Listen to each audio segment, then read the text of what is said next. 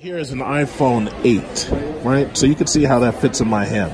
The huge difference, obviously, between the iPhone 8 and the iPhone X, with ignoring the technological stuff underlying, is the fact that they stretch the screen out to the corners. And there's obviously a huge notch that's in all of the new X models, the XS models, and so forth and so on. So that right there is the iPhone 8, and then there's the iPhone 8 Plus. I remember there were a lot of people who didn't like the fact that the iPhone X felt so small in their hand, and they felt that the display wasn't as big, even though it's taller and narrower. So what they did was they actually took their iPhone 8s back, and they traded back in the iPhone X for their iPhone 8 instead of taking an iPhone X and being happy with it. Me personally, I enjoyed my iPhone X, and now I'm enjoying my iPhone XS Max, which I'm currently using to make this video. The thing about it is that you can't get around the fact that having the bigger screen definitely looks better, although this is obsolete technology. And some other people also didn't like the fact that they took away the home button, which allows you that no matter where you are, you automatically just push the home button and go home. So that right there is the iPhone 8. That's the iPhone 8. But then over here you have the XS and the XS Max. The XS Max in gold.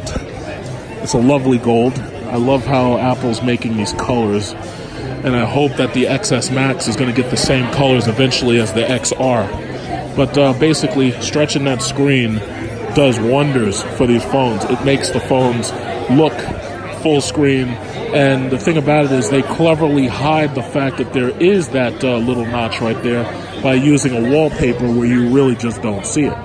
Now, ignoring the wallpaper and ignoring the notch, it's still a beautiful phone. Now, I personally, right now, in my hand, you know me, I made a video, I bought the XS Max 512, and you know that I paid $15.77 for it. Do I feel it was a lot of money? Well, the mere fact that I can stand at a drag racing event and I can record it for a total of 5 hours, and by the time I'm getting to the third hour, my battery is only at 50% and I still have hours to go. Oh no, absolutely. As far as I'm concerned, it's absolutely worth it. So this way, here's the gold XS Max.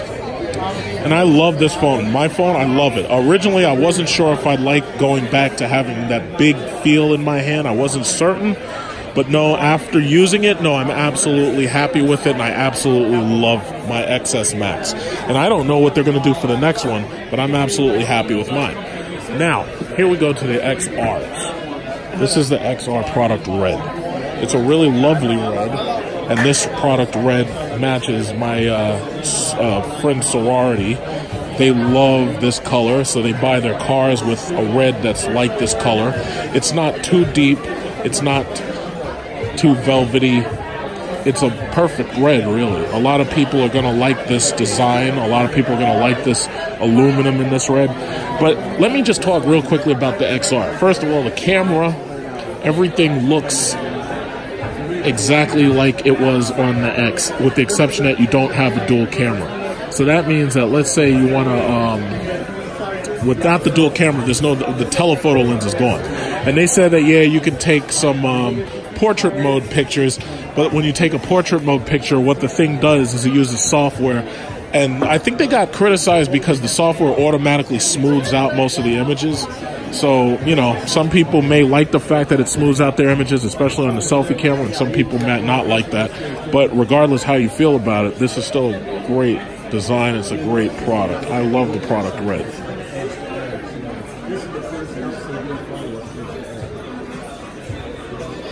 I just took a little picture of the product red.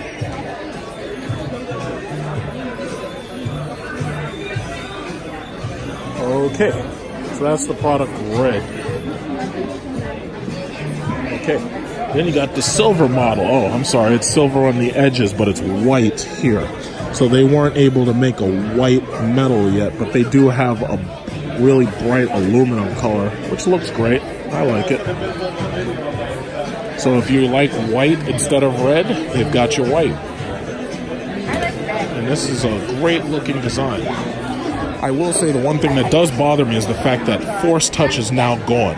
So when you push this, like let's say you push hold Safari, This long press right here, if you push Safari, does nothing. Now, I really actually got used to using long press for certain apps, and I absolutely did like using it. Like, if I want to use the long press, I could go back over here, get on that iPhone 8. So if you're on the iPhone 8 and you long press something, poop, it pops. And the thing about it is, I'm like, why would y'all abandon that? Like, you shouldn't abandon that, but the problem was they couldn't put Force Touch on the new technology that they were using behind the iPhone XR screen, because the problem was this new screen is, it's, you know, a lot of R&D went into the screen, and they just weren't able to put it in. I think that's a big loss. In fact, I'd miss the Force Touch more than I'd miss the less cameras on the back. And now they're going crazy in the market. The Android market, they're releasing phones with 4 and 5 cameras. I'm like, you guys are nuts. I don't need that many cameras to take a photo that's going to be downscaled so that it can fit on Facebook or fit on YouTube. It's like everything that we're videoing isn't making it to Facebook in anything higher than 720p. So there's almost no point in making a 4K video to put on YouTube. Now, you know me, I do my videos for YouTube, obviously, but Facebook downgrades to 720p. YouTube does not. This is the black model. Very glossy, fingerprint magnet, as you can see. So you're probably going to put this thing in a case anyway just to protect it, which is what I would do. But other than that, it's definitely, it has a larger feel in the hand than the last one that I looked at, obviously. But all of these XRs, the color choices are really nice. The thing about it is you could just as easily buy a white one and you could get a skin for the back and you could customize the color to whatever you want.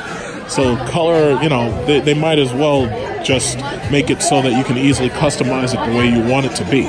So that's the black one. The black one looks good. I like the black one. Now, again, this is black. Very nice. Now, on this side, what do we have? Another white one. Okay, the other color is on the other side.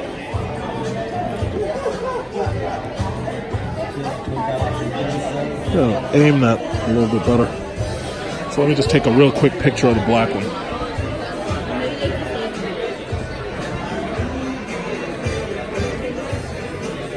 You gotta reach all the way up there to push cancel.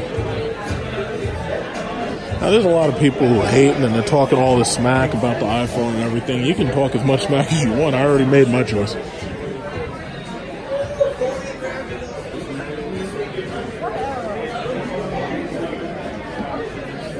Okay, so we already looked at the red. Let's go on over to the blue.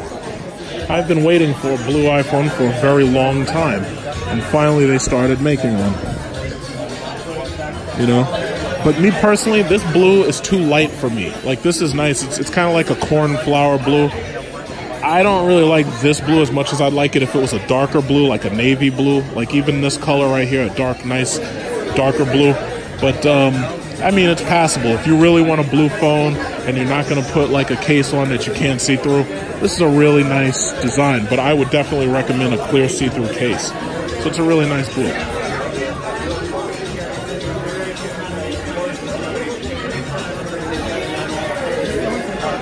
Now, that does it for the blues. The biggest color, I think, in my opinion, is this color right here, the coral. The coral is not a rose gold. Like, we're going to get to that gold yellow over there. But anyway, the coral, they call it, looks more like salmon. And it's got a pink that looks kind of like the rose gold from the last iPhone models. But then on the back, they have this color that they call coral. And some people call it salmon. I think it does look a lot like salmon, but obviously it doesn't have the striations that you'd expect to see on salmon. And I really like this. I really, really like it. It's beautiful. Absolutely love it. Okay, these people are playing a goddamn electric slide over here, and I'm trying to talk, but they're going to fuck up my YouTube monetization. So anyway, let me hurry this up.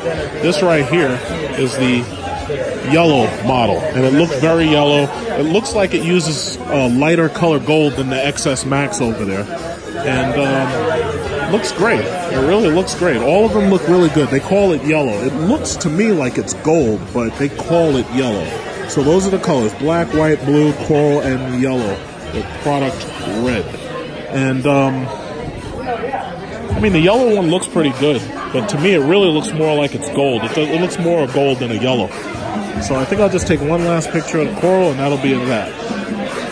Great looking phones, great products. Apple is killing it. Everybody's pissed off. All the Android fanboys. The Google Pixel 3 isn't getting fantastic reviews. They're saying it's slow. They're saying, why did you wait till October in order to build this thing? Why didn't you release it earlier? But this is what you expect when you go to the Apple store. When you go to the Apple store, you see all of this energy, you see all of this technology, everything. Meanwhile, the Android makers, they're going and they're kicking rocks. It's like, I love my XS Max. Now, as you know, I paid full price for mine. I got the 512. I probably will skip the next one because the only upgrade I'd be looking for is a 1 terabyte flash drive. Some people say you don't need 1 terabyte, but you gotta remember I make YouTube videos in 4K 60 frames per second. So I absolutely enjoy having the highest level of capacity that I can possibly have. And that's it for now until a new product comes out. We'll be looking forward to the new Macs. We'll be looking forward to the new iPads. So, you know what? I'll release another video once we see stuff come out that's worth reviewing. Okay, so these are the new iPhone XRs. Now, just in case you have an iPhone XR, this is how you cut it off. Basically, just like the iPhone X and the iPhone 8 Plus and the iPhone 7 Plus, what you do is there's a 3-button process. 1, 2, and then the sleep-wake button has to be held. So you push 1, 2, and then hold. That gives you the first step, the power off, but then if you continue to hold, it will turn off. When it turns off, you simply push it again, and it will come on with the Apple logo, and it will reboot to the main screen. And that's it. It's a very simple process. And if you find yourself locked in hardware, you're going to need to do it. And the reason why I make these videos, once again, is because Apple itself doesn't give you manuals, and they don't actually tell you how to quickly do a hard restart. So that's the reason why I make these videos for people. And apparently a lot of people come and visit me because they need these videos because of the fact that Apple doesn't give them enough information, which they should start giving us. And there you go. It's restarted, and the iPhone XR is back up and running.